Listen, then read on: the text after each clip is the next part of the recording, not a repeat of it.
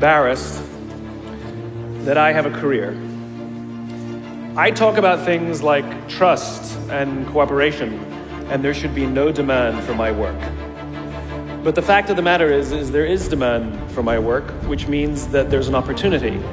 It means that trust and cooperation are not yet standard in our organizations, and yet they should be, and we know that, which is why we're looking for ways to bring those things to our organizations.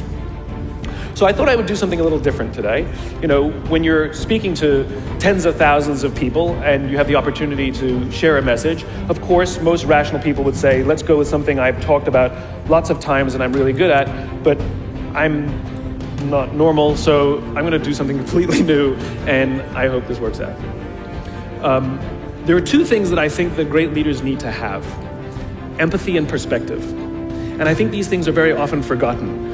Leaders are so often so concerned about their status or their position in an organization, they actually forget their real job.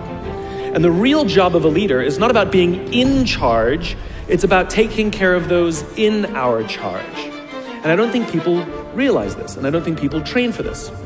When we're junior, our only responsibility is to be good at our jobs. That's all we really have to do. And some people actually go get advanced educations so that they can be really good at their jobs, accountants or whatever, right? And you show up and you work hard, and the company will give us tons and tons of training how to do our jobs. They'll show us how to use the software. They'll send us away for a few days to get trained in whatever it is that we're doing for the company. And then they expect us to go be good at our jobs. And that's what we do. We work very hard. And if you're good at your job, they'll promote you. And at some point, you'll get promoted to a position where we're now responsible for the people who do the job we used to do, but nobody shows us how to do that. And that's why we get managers and not leaders. Because the reason our managers are micromanaging us is because they actually do know how to do the job better than us. That's what got them promoted. Really what we have to do is go through a transition. Some people make it quickly, some people make it slowly, and unfortunately some people will never make that transition at all. Which is we have to go through this transition of being responsible for the job and then turning into somebody who's now responsible for the people who are responsible for the job. And as I said before, one of the great things that is lacking in most of our companies is that they are not teaching us how to lead. And leadership is a skill like any other. It is a practicable, learnable skill. And it is something that you work on. It's like a muscle. If you practice it all the days, you will get good at it and you will become a strong leader. If you stop practicing, you will become a weak leader. Like parenting, everyone has the capacity to be a parent. Doesn't mean everybody wants to be a parent, and doesn't mean everybody should be a parent. Leadership is the same. We all have the capacity to be a leader. Doesn't mean everybody should be a leader, and it doesn't mean everybody wants to be a leader. And the reason is because it comes at great personal sacrifice. Remember, you're not in charge, you're responsible for those in your charge. That means things like when everything goes right, you have to give away all the credit. And when everything goes wrong, you have to take all the responsibility. That sucks, right? It's things like staying late to show somebody what to do. It's things like when something does actually break, when something goes wrong, instead of yelling and screaming and taking over, you say, try again. When the overwhelming pressures are not on them, the overwhelming pressures are on us. At the end of the day, great leaders are not responsible for the job. They're responsible for the people who are responsible for the job. They're not even responsible for the results.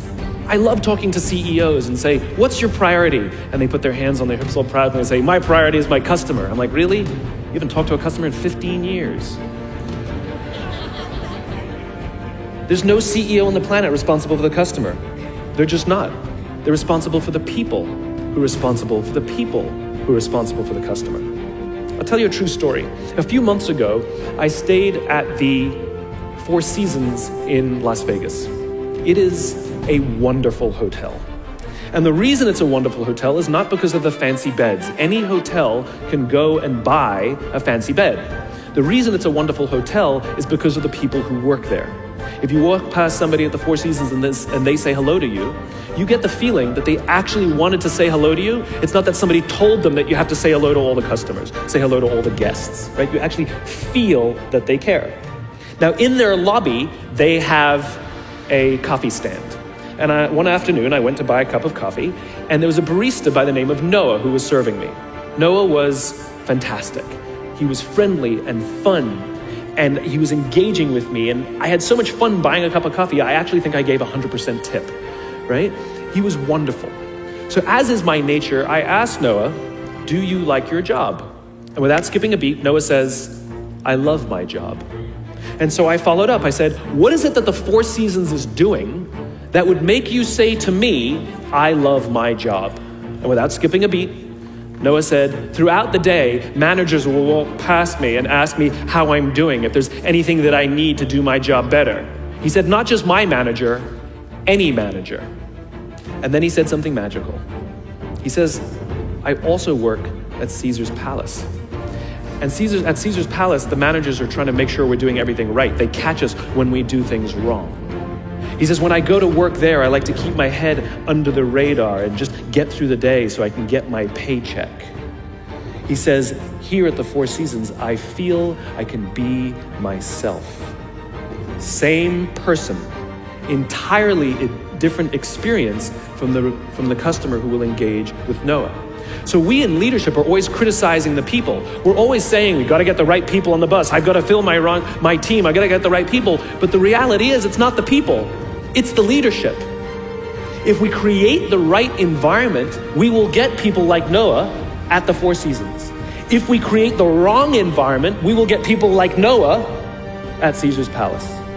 It's not the people. And yet we're so quick to hire and fire. You can't hire and fire your children. If your kids are struggling, we don't say, you got to see at school, you're up for adoption. So why is it that when somebody has performance problems at work, why is it that our instinct is to say, you're out? We do not practice empathy. What does empathy look like? Here's the lack of empathy. This is normal in our business world. You walk into someone's office, someone walks into our office and says, your numbers have been down for the third quarter in a row. You have to pick up your numbers, otherwise I can't guarantee what the future will look like. How inspired do you think that person is to come to work the next day? Here's what empathy looks like. You walk into someone's office, someone walks into your office and says, your numbers are down for the third quarter in a row. Are you okay? I'm worried about you. What's going on? We all have performance issues. Maybe someone's kid is sick. Maybe they're having problems in their marriage. Maybe one of their parents is dying. We don't know what's going on in their lives. And of course it will affect performance at work. Empathy is being concerned about the human being, not just their output. We have, for some reason, our work world has changed over the past 20 and 30 years. We are suffering the side effects of business theories left over from the 80s and 90s. And they are bad for people, and they are bad for business. Let me give you an example. The concept of shareholder supremacy was a theory proposed in the late 1970s. It was popularized in the 80s and 90s. It is now standard form today. You talk to any public company and you ask them their priority and they say maximize shareholder value. Really? That's like a coach prioritizing the needs of the fans over the needs of the players. How are you going to build a winning team with that model? But that's normal today. We don't even perceive it as broken or damaged or wrong or outdated. Remember, the 80s and 90s were boom years with relative peace and a kinder, gentler Cold War. Nobody was practicing hiding under their desks in school anymore. We are no longer in those times. These are no longer boom years. These are no longer peaceful times, and those models cannot work today. Here's another one. Mass layoffs. Using someone's livelihood to balance the books, right? It's so normal in America today that we don't even understand how broken and how damaging it is, not only to human beings, but to business. You know, companies talk about how they want to build trust and cooperation and they announce a round of layoffs. Do you know the quickest way to destroy trust and destroy cooperation in a business, literally in one day? Lay people off. And everyone gets scared. Right? Can you imagine sending someone home to say, honey, I can no longer provide for our family because the company missed its arbitrary projections this year? And forget about the people who lost their job. Think about the people who kept their jobs. Because every single decision a company makes is a piece of communication. And the company has just communicated to everybody else, this is not a meritocracy. We don't care how hard you work or how long you've worked here. If we miss our numbers and you happen to fall on the wrong side of the spreadsheet, I'm sorry, we cannot guarantee employment. In other words, we come to work every day afraid. And we're asking our youngest generation to work in environments where how would any of us ever stand up and admit, I made a mistake? We're constantly being told, you have to be vulnerable. Leaders are vulnerable. What does that even mean? It doesn't mean you walk around crying, I'm vulnerable, right? No, what vulnerability means is you create an environment in which someone feels safe enough to raise their hand and say, I don't know what I'm doing. You've given me a job and I haven't been trained to do it. I need help. I made a mistake. I screwed something up. I'm scared. I'm worried. All of these things no one would ever admit inside a company because it puts a target on your head in case there's another round. And so we keep it to ourselves. And how can a company ever do well if nobody's ever willing to admit they made a mistake, that's scared, or they don't know what they're doing? And so we've literally created cultures in which every single day, everybody comes to work and lies, hides, and fakes. And we're asking our youngest generation to work and succeed and find themselves and build their confidence and overcome their addiction to technology and build strong relationships at work. We're asking them to do this, and these are the environments we've created. We keep saying to them, you're the future leaders. We're the leaders now. We're in control. What are we doing? This is what empathy means. It means if there's an entire generation struggling, maybe it's not them. It's like, the only thing that the common factor in all my failed relationships? Me. Same thing. Well, we just can't get the right performance out of our people. Maybe it's you. Right? It's not a generation.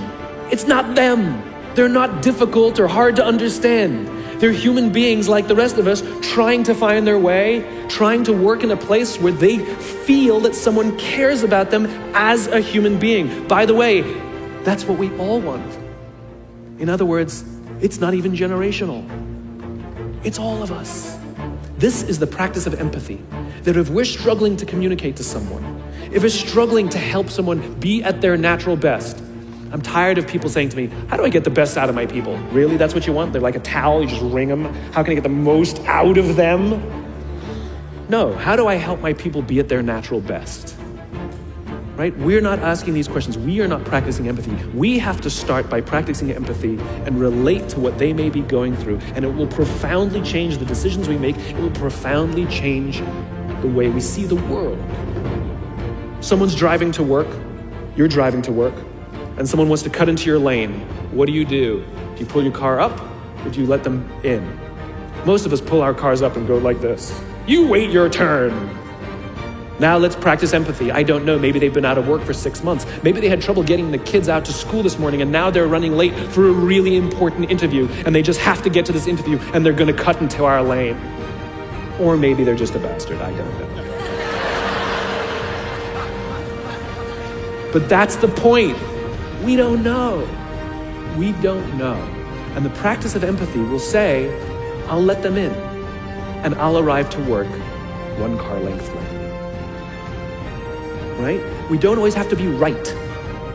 We don't always have to be in charge. We don't always have to be the one who succeeds. It's not about winning or losing.